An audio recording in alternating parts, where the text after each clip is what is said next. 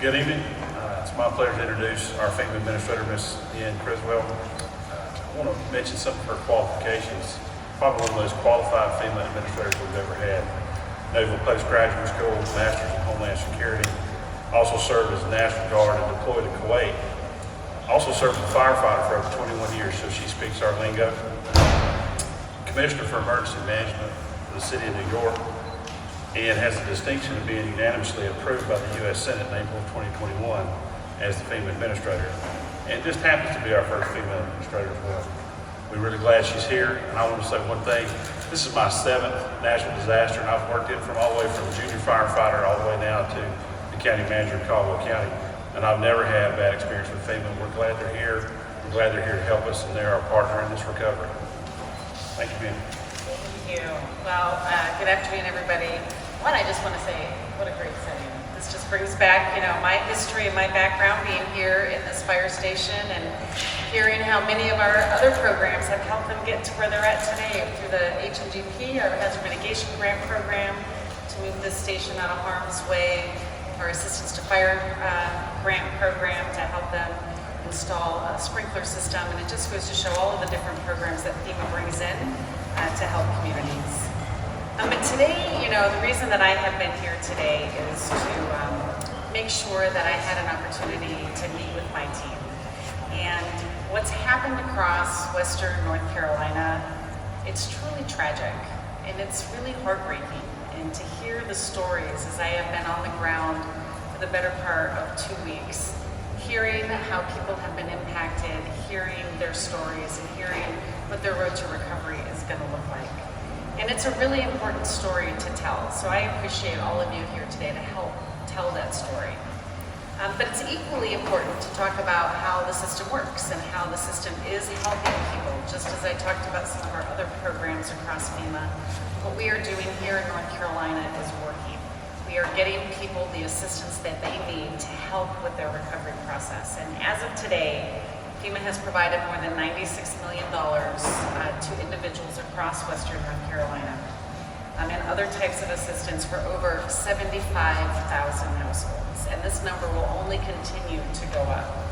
And so today I've been here meeting with residents, looking at our DRC, Disaster Recovery Center, seeing the operation there, here at the fire station where we have our disaster survivor assistance teams that are interacting directly with the people that have been impacted by Hurricane Helene.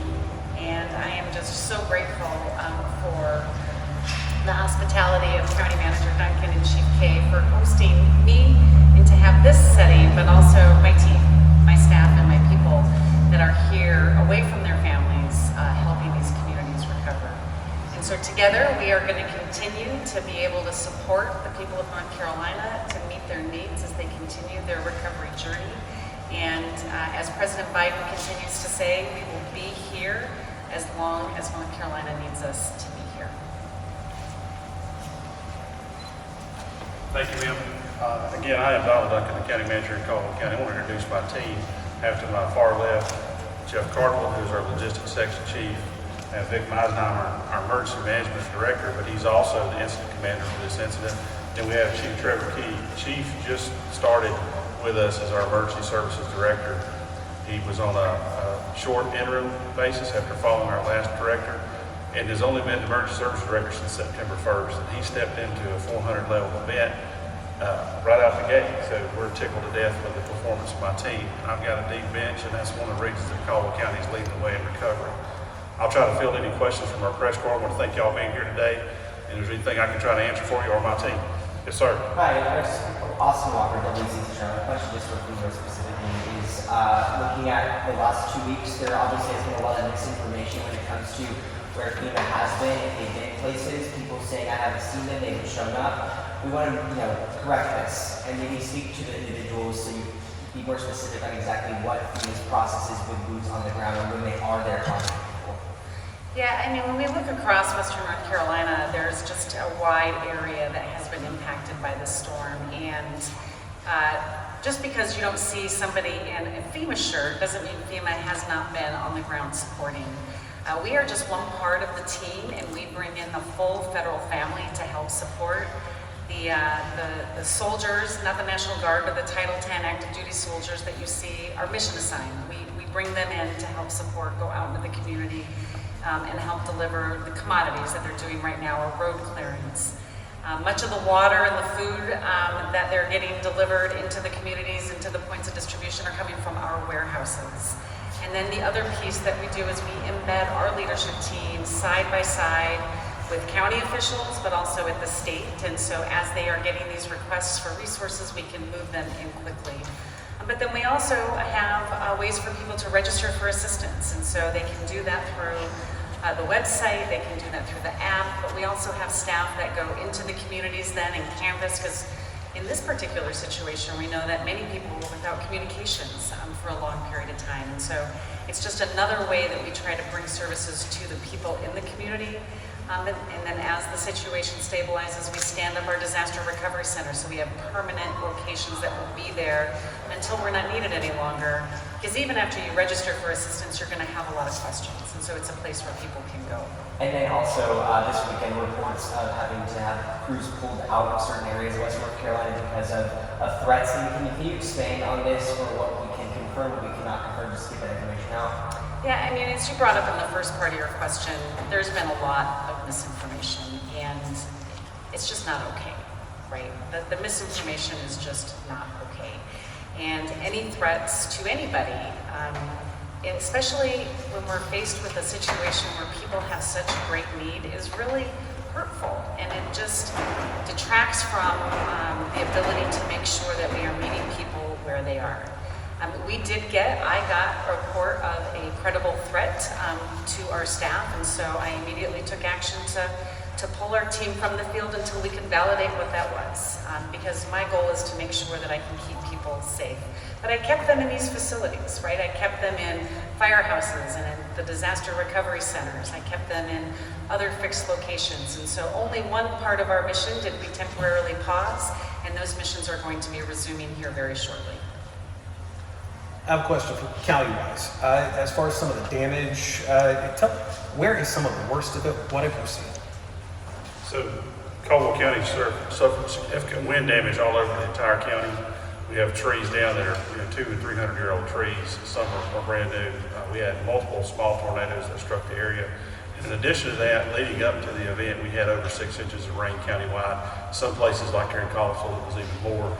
And then during the storm itself, we had over 8 inches of rain in this community. Then you have to look behind you at Grandfather Mountain. That is one giant funnel that's about 200 square miles that drained right into this small community. So some of the parts of Grandfather Mountain received as much as 18 inches. So we had localized flooding, and you're sitting at the heart of it here. The western part of the county got hit the most, but the eastern suffered just as much wind damage. So it's kind of a whip effect with small tornadoes. And I can try to answer any specific locations, and of course, our ops chief can do a little bit better than that. Anything you want to add, Trevor? So the significant damage here in the northwestern part, any obviously rivers that you're going to have in creeks, you're going to have a lot, but especially We saw the water line just around. yes, there's we're looking at some water flows. For example, Johns River does about 350 cubic feet per second on a normal day. At the height of the storm, it was about 30,000 cubic feet. So that gets both your Wilson's Creek and Johns River from the stream gauge there. But once you look at significant flooding and water damage, any parts of the Wilson's Creek, Johns River area have seen quite a bit of water and flood damage. Question for FEMA, real quick as well.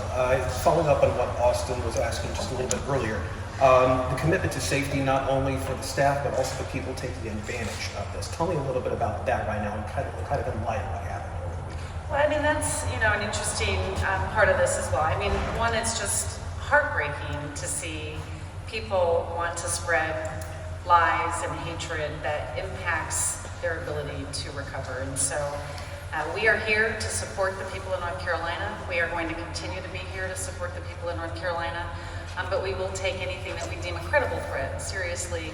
And I just appreciate the ongoing partnership with Governor Cooper and local law enforcement to make sure that we understand all the facts as well. But I think if I'm understanding your question correctly, there's also a lot of people that will try to take advantage of the individuals, right? I think that's where your question was going. It can veer that way, yes. And it's an important question because unfortunately, I have been to too many, communities across the country that have had devastating impacts. And there's always people that try to take advantage. And so I think a couple of the messages that I would say is, one, as our FEMA teams are out there, either inspecting your home for the damage or helping you register, ask for their credentials so you know that you're talking to the right person. If somebody comes up and offers to help you rebuild and they ask for cash up front, I would say that's a red flag that you're not talking to a solid player. If it sounds too good to be true, it probably is too good to be true. You can go to our rumor page on, I think it's either on FEMA.gov or disasterassistance.gov and find out the facts of the situation. We will have staff in fixed facilities, and so if you ever have a question, I would say come to one of our facilities where you can talk to somebody and they can help you through your particular case. And follow up to that, this is actually more for the county. Have you guys had to deal with any people coming to you with any type of misinformation yourself? Like hey, trying to address some of the stuff that's out there, not necessarily directly specifically to FEMA, but any reports of anything misinformation-wise that you guys kind of have to clear the air on? So we try to communicate every day that misinformation actually takes benefits away from people. You're doing more harm. We're not sure what the motivation of these folks are, but the main thing is that if you're doing that, you're actually causing harm to your neighbors. Yep. And we want people to understand that. We have seen some specific examples. Don't want to go into too much detail because some of those are legal issues. But what we have seen more than anything is that people posing as FEMA, and that's a strange thing, and we really don't want to discourage that. Also, if someone's trying to enter your property, FEMA will ask permission. Typically, there'll be a local, either officer or one of us with them, or somebody from the county or a municipality that says, hey, you know us, we know you, would you like assistance? And if you're a little leery about doing that, you can come to the county offices, and we have offices set up there so you don't have to worry about it. So you can come and see us if you're more comfortable with doing that, but thank you for that question. Yes, sir. I do have one last one also for FEMA. We were up for about a week at the very beginning when things were kind of first settling, the dust was settling up there in Nash County. Speaking to residents who obviously were really hurting and in pain, needing assistance, we heard the same quote over and over again. It feels like the government and the state and FEMA has forgotten about us. Obviously, you haven't, but they haven't seen you. Maybe if you could speak directly to those individuals who might still believe that they feel forgotten right now. Well, I think the best way to maybe talk more on that is, coming from my background as a local emergency manager, as a firefighter, is that all disasters start and end at that local level. And it's the amazing work of our first responders and our emergency managers in any situation that are always the first on the ground. They are going to be in their communities starting those initial life-saving efforts. What we did is we pre-positioned search and rescue assets, food and water and commodities ahead of the storm. So as counties or locals needed additional help, again, having our staff embedded in with the state EOC, we were able to direct those resources to areas of greatest need. And so it could be that the county had amazing first responders. They all have amazing first responders, right, that go out there and help. And where they needed additional help, that's where we sent those initial search and rescue teams. As we continued to learn of the impacts and the assessment, we started to move the food and the water in. Our folks on the ground are helping you register for assistance, but your basic needs are safety, life safety, food and water, moving that in, and that's also why we were able to support the governor's request to bring in additional military personnel. And FEMA brought them in to help deliver the food and water from the pod to the people that still had limited access. And so it really is a whole of community approach. It takes all of us to meet the needs of every individual. But our goal is to always support those local officials, those first responders, with anything that they need above their own capability. And lastly, just for clarification, I know you had mentioned you pulled those crews or teams out. Is there a date on which they will be brought back in, or are they already working just for date-wise purposes? Yeah, I mean, you should see either later this afternoon or tomorrow them canvassing the fields, but they're still in the communities. I think that's the biggest part. They're here in the fire station. They're over at our disaster recovery center, same in other counties across Western North Carolina. The only piece that we paused was those that are just walking the streets in the community, and they should either be out this afternoon or tomorrow. One question I have, and this is going to be for FEMA. Outside of Caldwell County, there's a lot of stories out there. One community might be without power for about the next 5 months. It's still unsure as to what the situation is in Buncombe County with water. For those that are saying, hey, stuff needs to be moving faster, this needs to be cleaned up, everything needs to be the way it was since before Helene happened. That's a lot to ask. But also on that same point, though, what do you have to say to them? Because there are people wanting things back the way they were now, not necessarily they're not necessarily being patient about it. Yeah, I mean, recovery is really complicated, right? And especially when we look at the dynamics of Western North Carolina and the topography, and it creates additional complications. In some parts we're hit harder than others, and some of the infrastructure, some of the roads and the water were catastrophically damaged, and that takes time to rebuild those. But one of the things that we have done is we have activated our hotel program, and the last count I think yesterday was over 4,000 families were staying in hotels, because we know in certain parts of Western North Carolina it's going to take time to repair that infrastructure. So we give them options, and one of those options is being able to go stay in a hotel as needed. And even if they're in a community where they want to stay in their home, but they just want to go, because they still don't have water or they still don't have power, and they just want to go stay for a little bit in the hotel but go back to their home, and maybe they want to go back, they can do that, right? And so again, trying to meet people where they are and understand what their unique needs are. Hey, do you know if I saw you nodding? Or do you know if anyone has taken advantage of in Caldwell County of that program, the hotel program? So yeah, we did have a few folks that had stayed here at the hotel, and some of those have expired. They get a pass, a voucher, but that has happened, and then some have moved to shelters and some have living with families. So yes, in fact, I'm hosting 2 refugees, which are my in-laws myself. So I understand that plight. Anyone else? Thank you guys, we really do appreciate it. Thank you for coming. Please be respectful of our community while you're here. We're glad of our local press. We work with you guys every day. Just remember, these don't invade someone's privacy. Ask for permission if you're taking any shots in the community. If there's anything else, we'll hang around trying to answer your questions. The administrator is going to take a tour of the damage and head up the river just a little way. So other than that, that's it. Thank you.